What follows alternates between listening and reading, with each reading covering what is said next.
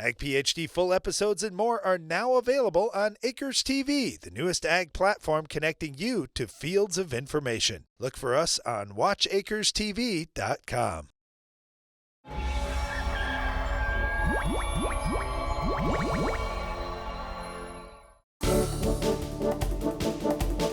During our Farm Basics time today, we're going to talk about a commonly asked question: what's the difference between sweet corn and the corn you guys usually raise on the farm? Well, let's talk about sweet corn first of all. When you think about something delicious in the summer, there isn't much better than sweet corn, but it's not your normal field corn. So when you're driving through the country and you see all these fields of corn, you're probably thinking sweet corn in your mind that, oh man, I'd love to jump out of the car, run out in the field, grab some of that to eat. You're going to be rudely surprised.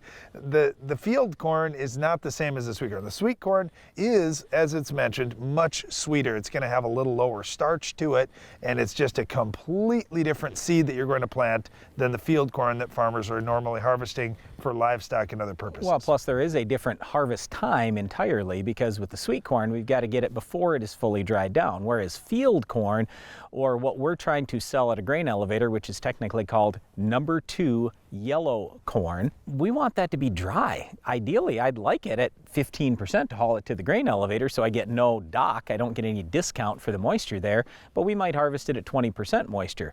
Well, with sweet corn, it's going to be much more moist than that. There's going to be a lot more moisture in that kernel, and thank goodness, because it'd be a little rough if you had to chew the kernels that we're talking about that we usually harvest for grain on our farm. Now, you may have noticed that field corn looks a lot different from one field to the next. Some are taller, some are shorter. There's a lot of different tassel colors and so forth.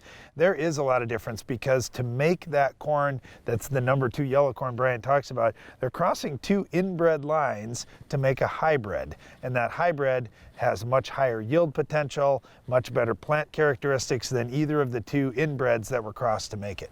Yep, so it is a little bit complicated, that whole breeding process, the 2 inbreds, combining them, becoming a hybrid. But the big thing we wanted to stress here today is just that difference between sweet corn and what we usually raise out in our fields, our field corn, or again, number 2 yellow corn, that ends up getting fed to livestock in most cases. On any of those cornfields, you may see our Weed of the Week. We'll show you how to get it under control coming up later in the show.